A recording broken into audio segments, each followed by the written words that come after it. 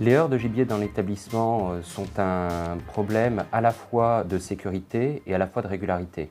Quand une rame heurte un obstacle, et en l'occurrence un chevreuil ou un sanglier, elle va freiner à l'urgence. Elle va avoir très souvent l'étrave du TGV qui va être abîmée. Il y a le risque de déraillement. C'est aussi un problème de régularité, car sur l'année 2015, ce sont pas loin de 7000 minutes qui ont été perdues pour des heurts de gibier. En novembre 2015, 6 heurts, malheureusement par 6 rames d'Eurostar, en un mois. Nous allons, nous, en tant qu'agent SNCF, être confrontés de plus en plus à cette problématique de faune sauvage. Un plan d'action chasse et régulation du grand gibier a été mis en place suite à ces événements. Il y a effectivement des chasseurs qui interviennent tous les jours sur le réseau. On a organisé très rapidement des battues avec des lieutenants de louveterie.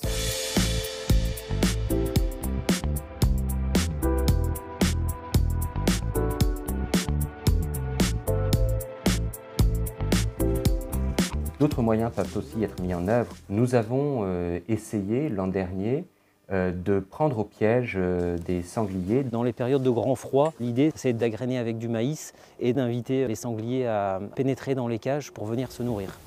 Les broussailles attirent le gibier.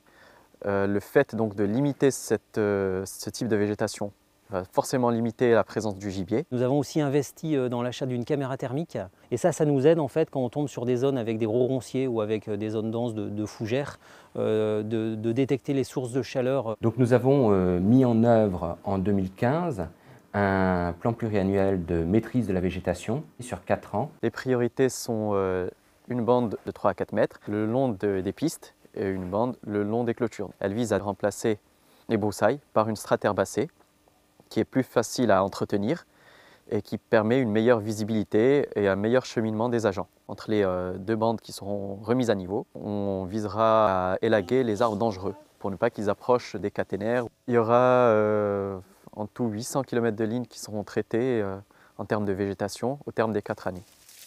Pour les clôtures, il faut savoir naturellement que nous avons un programme pluriannuel. Une clôture d'1,40 m sur un chevreuil ne suffit pas, le chevreuil passe au-dessus.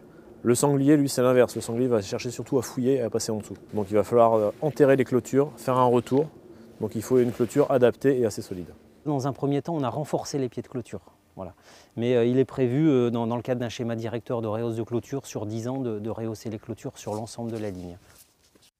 Je suis chargé d'études biodiversité à la direction de l'ingénierie, à la cellule environnement.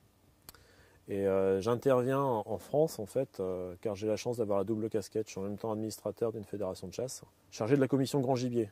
Donc j'ai la chance de pouvoir gérer les animaux à l'extérieur des emprises et maintenant d'amener cette compétence, cette expertise sur les emprises ferroviaires. Sur le territoire de production sud-est, qui est entre Paris, Lyon, Marseille, il y a effectivement également des chasseurs, également un projet de régénération de clôture et c'est certainement là où on va tester d'autres systèmes d'effarouchement.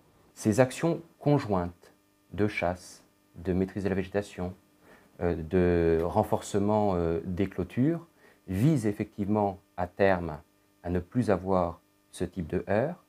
Et il faut d'ailleurs noter que l'ensemble des lignes à grande vitesse travaillent conjointement à traiter de manière cohérente ce genre de problématiques. Ça pourrait être tout à fait envisageable de déployer ça au niveau national.